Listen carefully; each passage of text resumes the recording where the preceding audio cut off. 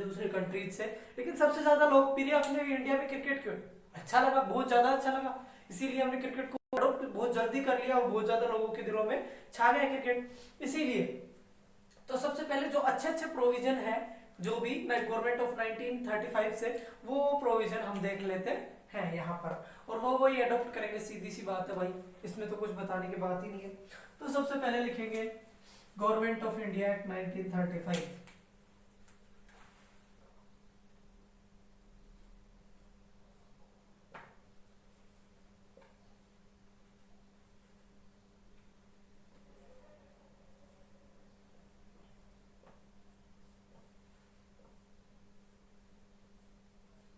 हाँ तो भाई इस एक्ट के अनुसार हमने लिए, इस एक्ट में से हमने अच्छी अच्छी चीजें ली। उसमें पहली चीज थी federal scheme. Federal scheme, sir ये क्या होती है फेडरल स्कीम?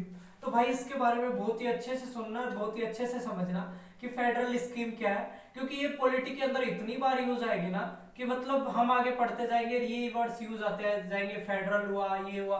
तो फेडरल तो मतलब इतनी बार यूज आएगा, हद से ज्यादा बार, क्योंकि अपनी गवर्नमेंट भी फेडरल बटी हुई है। तो उसी के बारे में है कि फेडरल स्कीम हमने कहां से लिया, गवर्नमेंट ऑफ इंडिया 1935 से।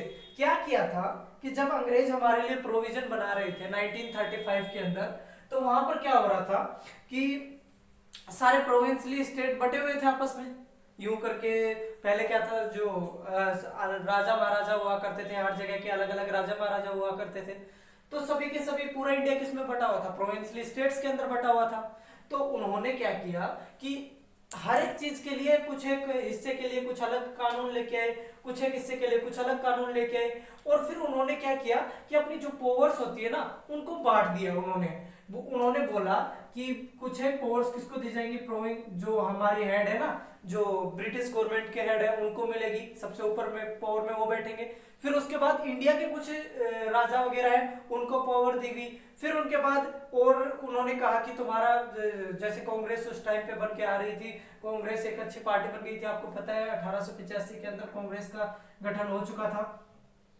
तो अपन को क्या, उन्होंने किसको दिया, कांग्रेस को, पार्टी को भी उन्होंने पावर दी कि आप ऐसे ऐसे इलेक्शन लड़ सकते हो। तो उन्होंने जो यहाँ से जो जीत के निकलेगा उसको भी पावर दी थी ना, तभी तो उनको क्या कर दिया, फेडरल में बांट दिया। मतलब कहने का मतलब ये है मेरा कि जो पावर होती है ना, पावर, उसको क्या कर दिया उन्होंने, डिवाइड कर दिया। और फेडरल का अर्थ यही होता है कि पावर को अलग अलग हिस्सों में क्या करना, डिवाइड करना, यही फेडरल कहलाता है। ठीक है, ज्यादा सोचना नहीं है, फेडरल का अर्थ होता है डिवाइड करना हिस्सों के अंदर।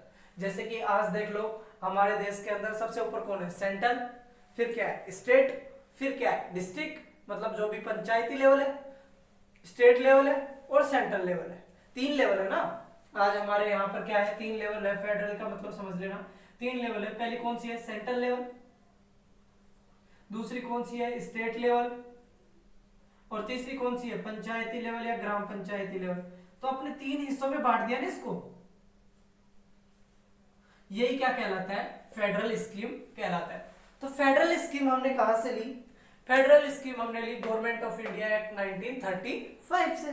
समझ आया, पहला वर्ड का अर्थ समझ में आया। तो आगे चलते हैं, क्या नाम है, बहुत कुछ पढ़ना है तो इसलिए हम आगे चलते हैं।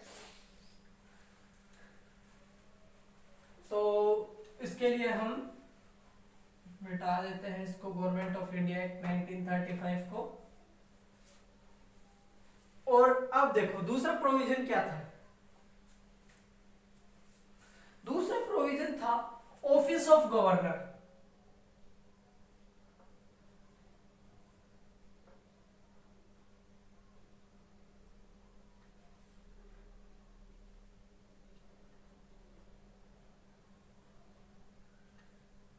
ऑफिस ऑफ गवर्नर मतलब जो गवर्नर का ऑफिस होता है ना,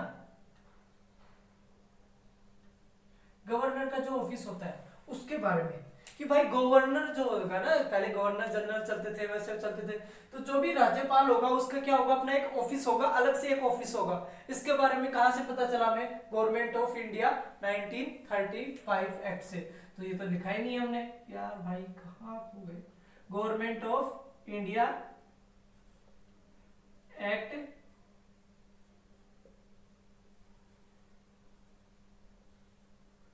1935 1935 से। यहां तक कोई प्रॉब्लम नहीं होगी। फिर उसके बाद क्या किया, तीसरा पॉइंट हमने क्या लिया, दूसरा समझ में आ गया, ऑफिस होनी चाहिए गवर्नर की, ठीक है। तीसरा पॉइंट जो कि हम गवर्नर से एक बार लिख देता हूं, मैं इसको ऊपर लेके जाता हूं, तुम कंफ्यूज हो जाओगे बहुत ज्यादा।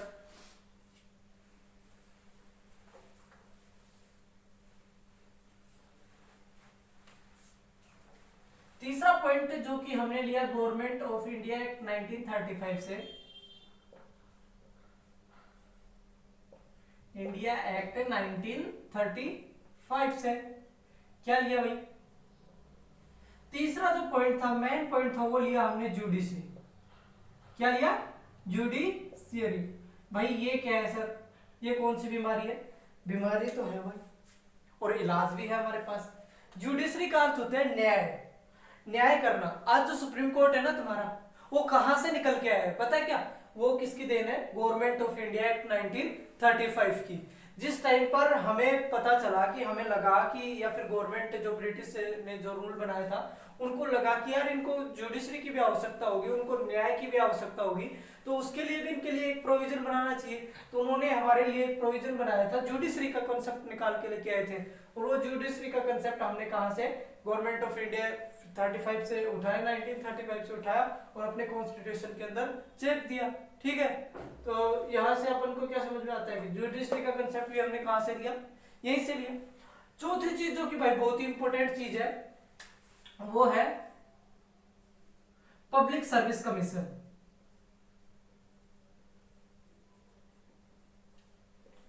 है ना इंपॉर्टेंट सर, ये तो बहुत ज्यादा इंपॉर्टेंट है।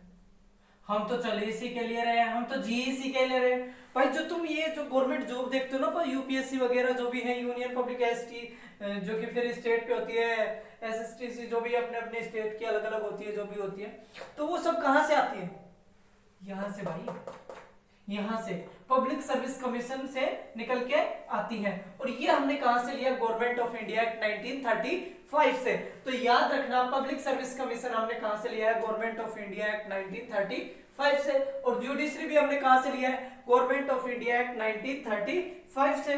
फिर उसके बाद क्या है सर, ये चीजें तो हमें समझ में आ गई, लेकिन एक और इंपॉर्टेंट चीज हमारे कॉन्स्टिट्यूशन के अंदर, तुमने कई बार सुना होगा किसके बारे में, इमरजेंसी के बारे में। भाई बहुत ही इंपॉर्टेंट प्रोविजन है, बता रहा हूं, बहुत ही ज्यादा इंपॉर्टेंट प्रोविजन है। बहुत बार पूछा जाता है कि इमरजेंसी ली कहां से गई है, क्योंकि इंपॉर्टेंट आ जाता है यार इमरजेंसी। तो इमरजेंसी का मतलब इतनी बार पूछा गया है, जैसे कि एनडीए हुआ, एसएससी हुआ, तुम्हारा यूपीएससी, इवन यूपीएससी तक भी पूछा जा सकता है क्वेश्चंस, प्री के अंदर भी और मेंस के अंदर भी बन जाते हैं ऐसे क्वेश्चंस, मतलब यूज कर सकते हैं हम इनका। कहां पर कि इमरजेंसी प्रोविजन कहां से लिया गया है। तो इमरजेंसी जो प्रोविजन है वो अपना गवर्नमेंट ऑफ इंडिया एक्ट 1935 से लिया गया। थोड़ा सा बता दूं कि इमरजेंसी प्रोविजन होता क्या है, जब हमारे देश के अंदर कोई चीज गड़बड़ होती है ना, असंतुलन बन जाता है, इम्बैलेंस फील होता है, तो तब क्या करता है कि प्रेसिडेंट या फिर जो भी अपनी गवर्नमेंट है वो क्या लगा देती है, इमरजेंसी प्रोविजन लगा देती है। और इमरजेंसी प्रोविजन से क्या होता है, जितनी भी शक्तियां होती है वो सेंटर के हाथ में चली जाती है, ठीक है। तो सबसे पहले 3 टाइप के प्रोविजन होते हैं इमरजेंसी के, तो मैं आपको बता ही देता हूं। क्या है ना, इसके लिए अलग से वीडियो बनेगी इमरजेंसी प्रोविजन के लिए, बहुत ही मतलब डिटेल्ड टॉपिक है और पूछा जाता है हर बार questions, repeat to repeat analysis होता है इसका। तो अपन को इसको तो बहुत ही अच्छे से पढ़ना है और हम पढ़ेंगे आगे चल के। तो अपन को सीधी सी बात याद ये रखनी है कि emergency provision government of India 1935 से लिया गया है। इतनी चीजें याद रख लोगे, ठीक है। तो उसके अंदर क्या होता है, इसके अंदर 3 टाइप की इमरजेंसी लगती है। पहली होती है नेशनल इमरजेंसी, दूसरी होती है स्टेट इमरजेंसी जिसको प्रेसिडेंट रूल भी बोलते हैं, और तीसरी होती है अपनी फाइनेंशियल इमरजेंसी। तो भाई साहब, जो नेशनल इमरजेंसी होती है वो आर्टिकल नंबर 352 से स्टार्ट होता है। फिर उसके बाद जो अपना ये स्टेट इमरजेंसी होती है या प्रेसिडेंशियल रूल जिसको बोलते हैं, वो होता है 356 में। और फाइनेंशियल इमरजेंसी जो कि 360 के अंदर, आर्टिकल 360 के अंदर रखी गई है। अब इसमें से एक क्वेश्चन बनता है इमरजेंसी में से, नॉर्मली बता देता हूं, अगर कोई अभी कोई एग्जाम हो तो कई बार पूछ लिया जाता है कि ऐसी कौन सी इमरजेंसी है जो अभी तक एक बार भी नहीं लगी। इंडिया के अंदर अभी तक एक बार भी एक ऐसी इमरजेंसी प्रोविजन है जो अभी तक नहीं लगा, वो है फाइनेंशियल इमरजेंसी। याद रखना इस टॉपिक को कि फाइनेंशियल इमरजेंसी इंडिया के अंदर एक बार भी नहीं लगी अभी तक। ये केस क्रिएट हुआ था, तुम्हें पता हो तो, 1991 के अंदर।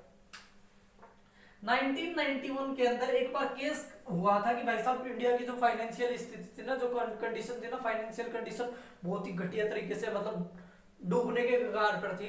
लेकिन वहां से कैसे ना कैसे करके अपने देश के जो नेता लोग थे उन्होंने काफी हद तक संभाल लिया, मतलब इसकी जरूरत नहीं पड़ी उस टाइम पर। अगर हमें फाइनेंशियल इमरजेंसी ऐसी है जो कि जरूरत लगी थी कि इसके अंदर हो जाएगी, लेकिन अभी तक हमने लगाई नहीं है। याद रखना ये बात भाई। स्टेट इमरजेंसी इतनी बार लग चुकी, मतलब हद होती है स्टेट इमरजेंसी की। और नेशनल इमरजेंसी भी तुम जानते हो इंदिरा गांधी के टाइम पे, तो उसका कोई बताने का वो ही नहीं है।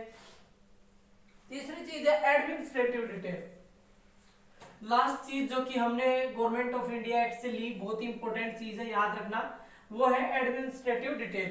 कि भाई जो भी काम करते हैं ना, जो भी अपनी सरकार काम करती है, उसके लिए भी तो डिटेल में एनालिसिस चाहिए था, तो उसके लिए एडमिनिस्ट्रेशन चाहिए हमें। सर ये एडमिनिस्ट्रेशन क्या होता है, इसके बारे में बताइए। बिल्कुल इसके बारे में बताएंगे। ये क्या है एडमिनिस्ट्रेशन? एडमिनिस्ट्रेशन का अर्थ होता है प्रशासन। अब भाई जो अपनी पावर होती है उनको क्या होता है, डिस्ट्रीब्यूट करते हैं ना अपन। तो कौन डिस्ट्रीब्यूट करता है? वहां पर लोग बैठे होते हैं, तो इन लोगों की कमेटी होती है, उसको प्रशासन बोलते हैं, जो कि पार्लियामेंट के अंदर भी बैठती है, अपन जानते हैं उनके बारे में। तो जो प्रशासन की डिटेल है ना, जिसके अंदर प्रशासन की फुल डिटेल मिल जाएगी कि भाई प्रशासन कैसे चलाना है, हमें किस प्रकार से पावर का डिवीजन करना है और कुछ करना है, वो सब चीजें हमने कहां से ली है? गवर्नमेंट ऑफ इंडिया एक्ट 1935 से। अब ये बताओ, गवर्नमेंट ऑफ इंडिया एक्ट 1935 में कोई प्रॉब्लम है क्या? क्योंकि इसमें प्रॉब्लम हो गई तो फिर प्रॉब्लम होगी ही होगी, तो इसमें प्रॉब्लम नहीं है ना। पहला पूरा कंप्लीट आज इतनी रखेंगे। और भैया प्लीज सब्सक्राइब कर देना और लाइक कर देना। क्या है ना, तुम्हारा जो ये प्यार है ना, यही मुझे थोड़ा मोटिवेट करेगा आगे वीडियो बनाने के लिए। तो प्लीज सब्सक्राइब और लाइक करके जाना। और कुछ समझ में नहीं आए तो जरूर कमेंट बॉक्स में पिन करना। अगर कुछ सुधार करना है तो उसके लिए भी पिन कर देना। क्या है ना कि अभी स्टार्ट किया है तो काफी अच्छा, आप जैसे कहोगे मैं वैसा ही करूंगा।